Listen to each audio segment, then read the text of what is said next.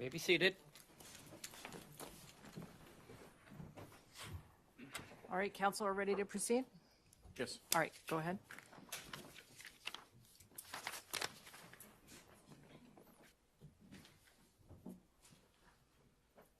Good morning.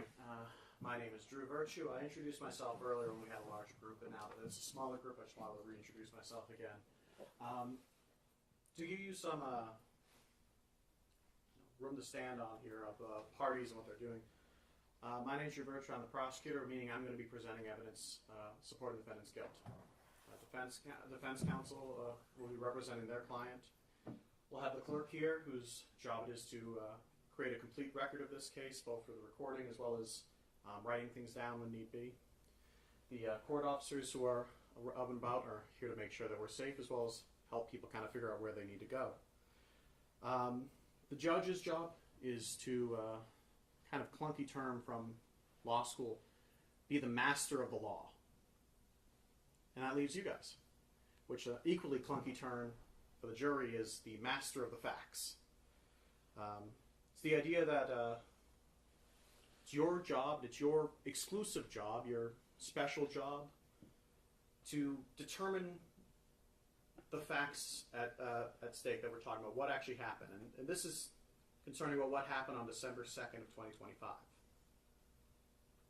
Now, you're going to have an opportunity to hear from some witnesses. You're going to have an opportunity to hear from Miss Mila Adams. She'll tell you about her career as a private chef. She'll tell you how she came to know the defendant, about how she came to be working as a chef for him.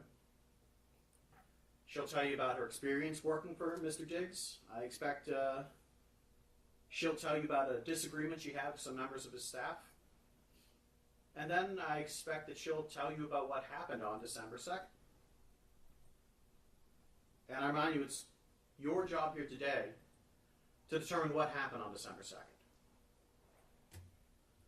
I expect Ms. Mila Adams, when she takes that stand, she'll tell you how she was texting with the defendant, her boss, Mr. Diggs. That on that text they started arguing, they started name calling. I expect she'll tell you how she was in her bedroom at his house, how he entered her bedroom, walked up to her, and slapped her. I expect she's going to tell you how he put her in a headlock, the difficulty she had breathing, that he threw her on the bed, and then he left.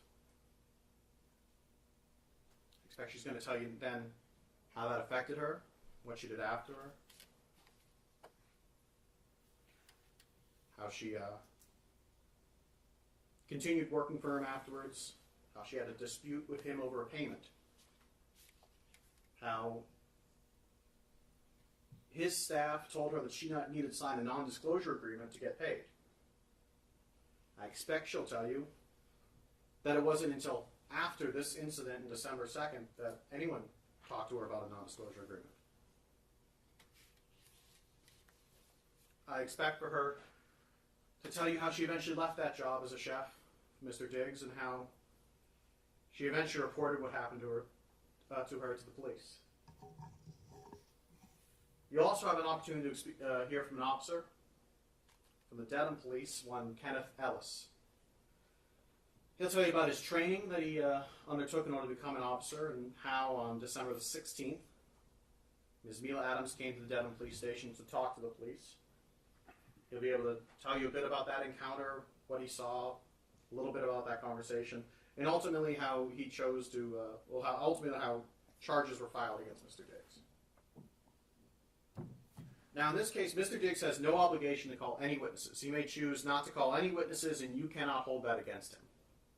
But in the event that he does call witnesses, I ask that you give his witnesses the same care, the same attention, and the same scrutiny that you give to the Commonwealth's witnesses. It's part of your job as jurors, as the master of the facts, to listen to every witness, to pay attention, and to assess their credibility. In doing so, I ask that you keep two things in mind. One, what the witness had an opportunity to see or not to see. Whether the witness had an actual opportunity to witness the crime or just saw things in and around it. And two, what sort of financial relationship each witness had to Mr. Diggs. I imagine the defense may argue that Ms. Adams' financial dispute with Mr. Diggs is an important part of this case, and I'd say it is an important part of this case. But just in the same way that her financial relationship to Mr. Diggs is important, so is all the witnesses' financial relationship to Mr. Diggs. Now, at the conclusion of evidence, I'll have an opportunity to come back to you again. During that time, closing arguments, I'll ask you to come to a decision based on the evidence you heard. But right now, what I'm asking you is to not come to any decisions. Right now, your main job is to listen.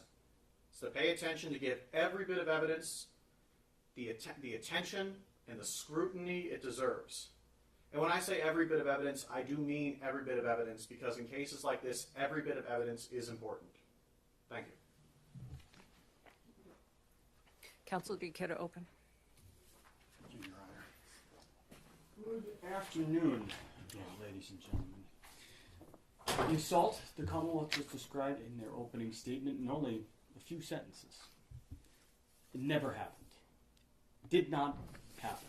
There was no strangulation. There was no assault. There was no incident on December 2nd or any other day. There were 6 people in Mr. Diggs' home on December 2nd, and not one heard or saw anything out of the ordinary. The Commonwealth has no physical evidence. There are no medical records. There are no photos or videos showing any injuries. There are videos showing no injuries at all. Pay attention to where those came from. On December 16th, as the Commonwealth just said, Ms. Adams went to the police, and you will learn that after that, on the very day the complaint issued in this case, December 29th, demands for money from Mr. Diggs began coming from Ms. Adams' agents. Starting the end of December on the 29th with over $19,000, and the most recent being a sum for quite a bit more. My name, again, is Andrew Kettlewell, and with my partner, Ms. Silva, we represent Stefon Diggs, who I'm actually going to ask to stand up for a moment. Mr. Diggs is a 33-year-old professional football player and businessman. He played for the New England Patriots last year. He's from Maryland. He's joined here with his mother. Thank you. You're going to learn, ladies and gentlemen, that December 2nd, 2025 was a day like any other for Stefon Diggs. He was in a good mood. The Patriots had played the night before. They'd won. He played well. He was going to head into work on December 2nd, just like any other day after a game, for treatment, film review, team meetings. And that night, on December 2nd, 2025, he and his closest friends were scheduled to fly to Miami, Florida. That was for the 1 week off he had during the season, the 1 week of vacation. It's called a bye week. During that day, after he went to work, friends began arriving at his house, folks who were also joining him on the trip to Miami. There were other people in his house. One of those people who I expect you're going to hear from is his assistant, Janelle Salas. You'll hear people refer to her as Sonny. You're going to hear from Ms. Salas that for the entire afternoon, she was in Mr. Diggs' home in Dedham on Schoolmaster Street, sitting in the kind of main area, living room, kitchen area, watching people come and go. And she was getting things ready for the trip that night. Miss Adams, you're going to hear, was also in that house. She lived and worked in that house as Mr. Diggs' chef for the regular season. And that was from July 2025 to December 2025.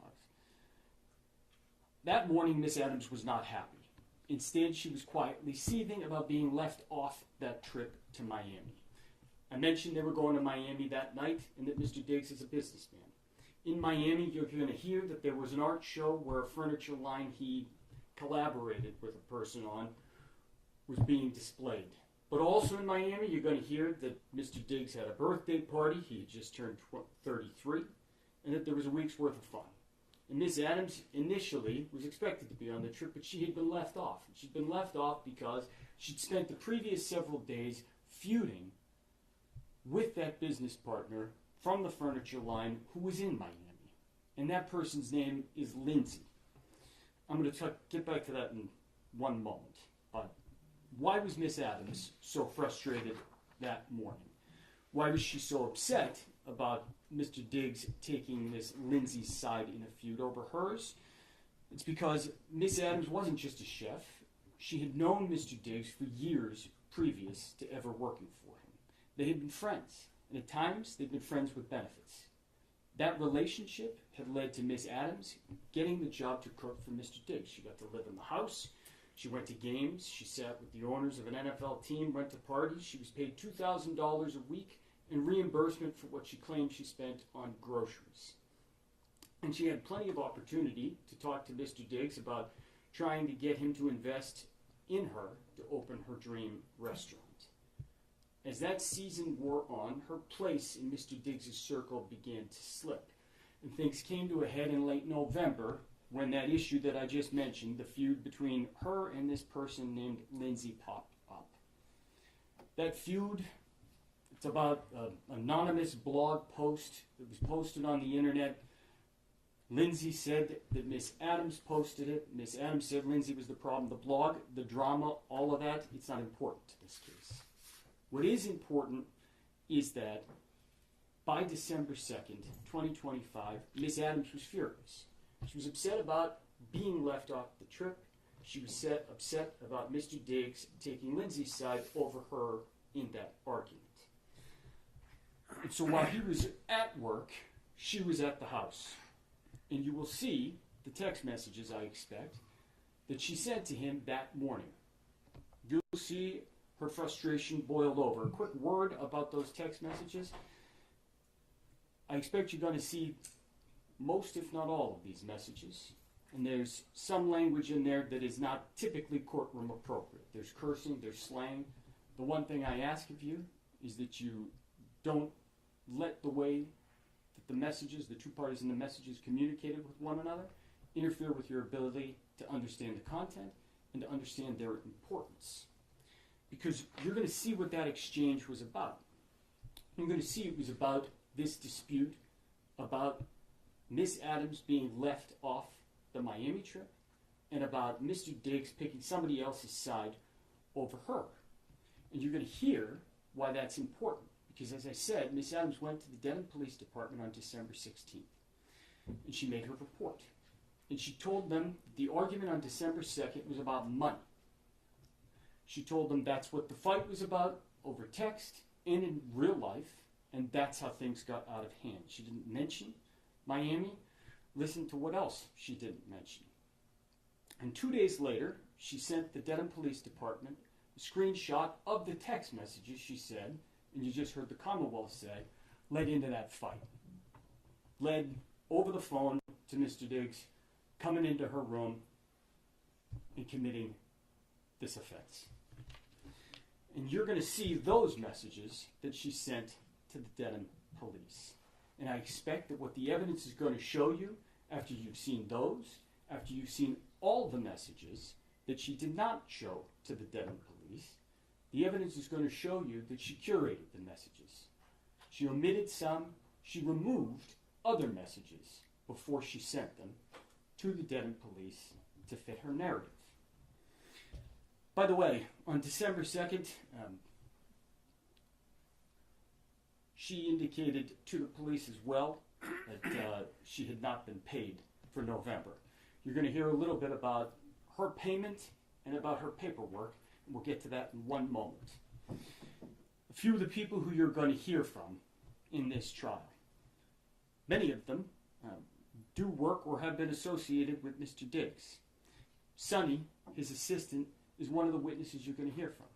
I indicated to you she was inside the home that day, sitting in the living room, watching people come and go, doing her job like normal. She personally spoke to Miss Adams throughout that day, and she'll tell you what she observed. You're going to hear from other folks who talked or texted with Miss Adams that day as well. You're going to learn that Mr. Diggs had a scheduled day. He was at work in Foxborough, and even after he got back from work, he had a set schedule. He had an IV treatment for 1 hour and a 2-hour massage that followed. Following that, as I said, they were getting on the airplane and they were flying to Miami. As for Miss Adams, what you'll hear is that there was nothing out of the ordinary. She was normal. She cooked dinner for Mr. Diggs on December 2nd. She chatted on the phone and spent the afternoon and early evening in the house. And that night, she flew to New York City to spend her week off with friends.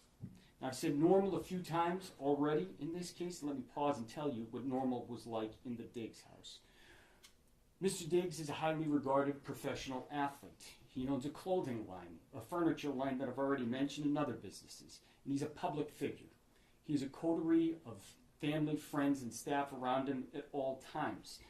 Good professional athletes are paid very well in this country, and Mr. Diggs is very good at his job. He has the means to support his friends, family, and staff, and he takes good care of his people.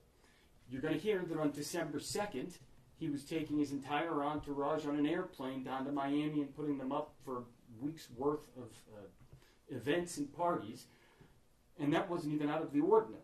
So normal in the Mr. Diggs house is a little bit different from normal in your house or mine. But just like any other person in this country, rich or poor, Mr. Diggs sits here an innocent man. And any preconceptions or feelings you have about athletes, wealth, or anything else, you have to put aside and not let interfere with the oath you just took as jurors. So we've talked about December 2nd because that's the day Miss Adams claimed this incident occurred. You're going to hear about other days as well. You'll hear a little bit, like I said, about that November blog incident because it led up to the text exchange on December 2nd. The text exchange, the Commonwealth just told you, led into this physical assault that Miss Adams claims occurred. You also heard a moment ago that she flew to New York City that night. And I expect that you're going to hear from the people she stayed with in New York City. Their names are Shai and Natalia. They're both hairstylists who live in New York City, and you're going to see videos from Miss Adams' trip to New York City. Videos recorded only hours after she had landed, hours after this alleged incident had occurred. Videos from later that week, the next day, and a few days after that.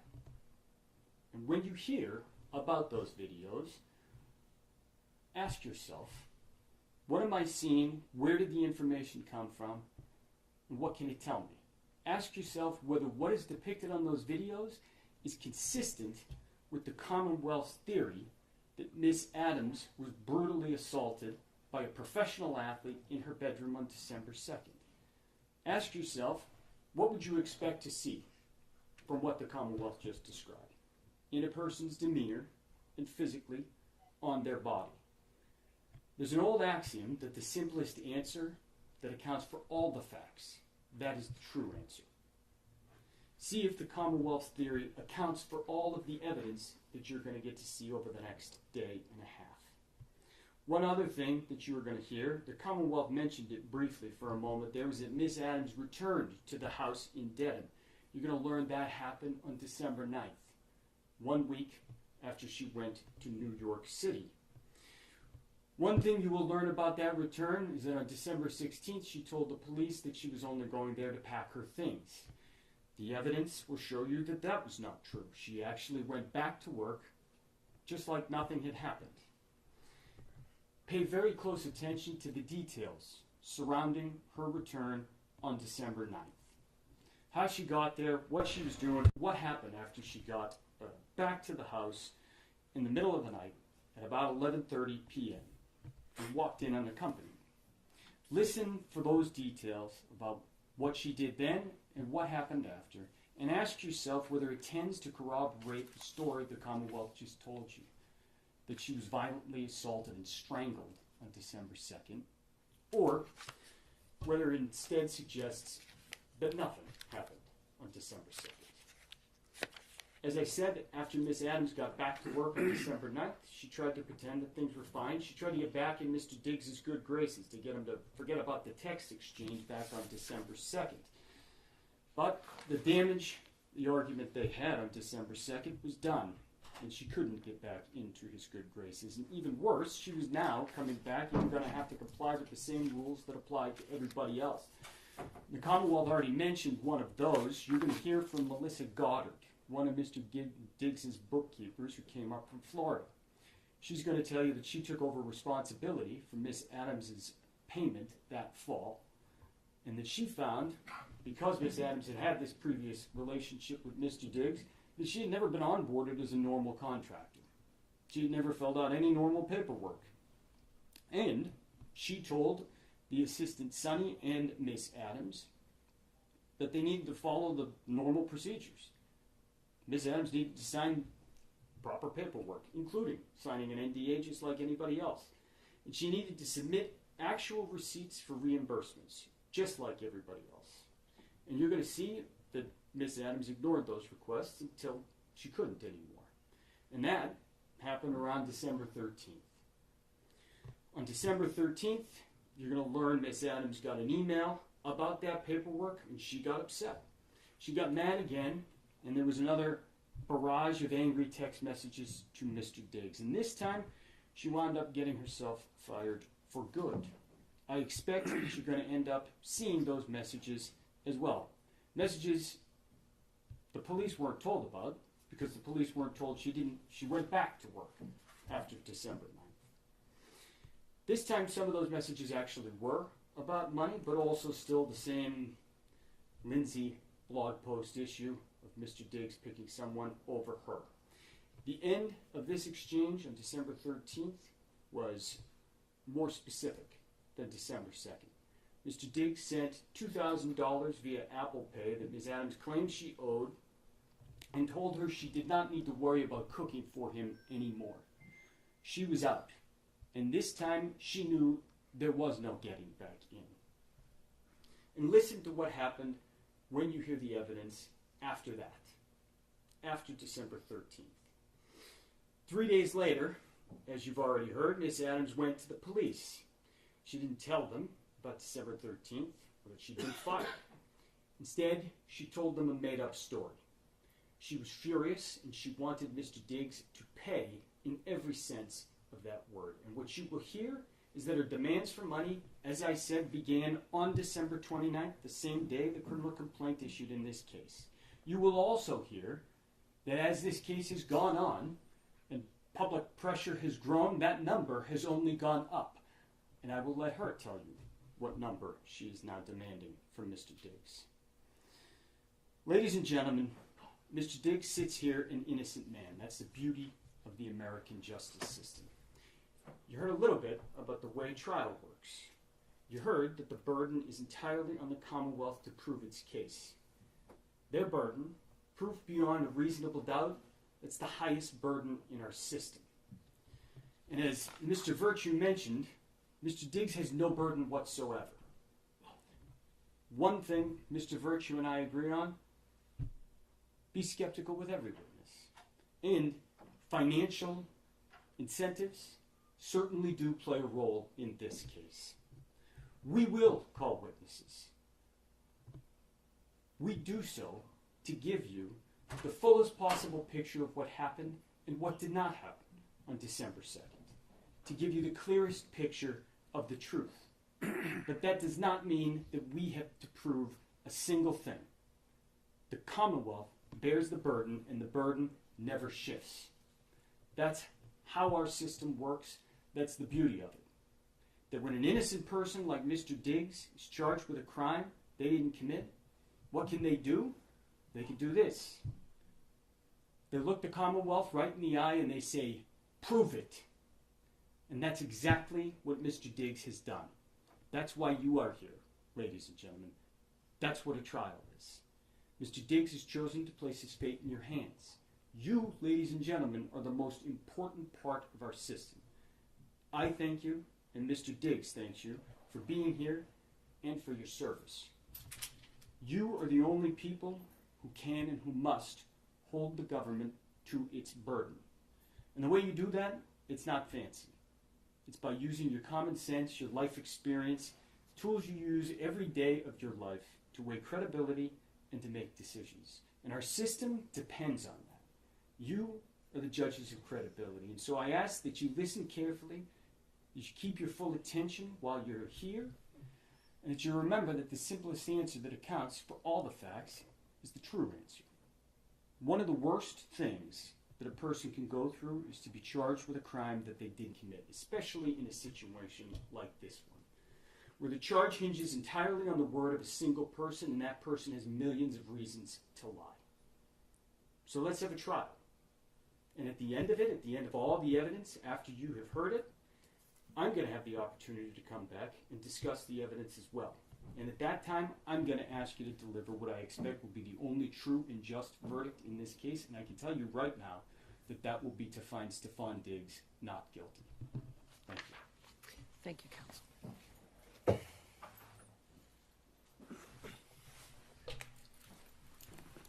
Your Honor, the Commonwealth will call Mila Adams to the stand.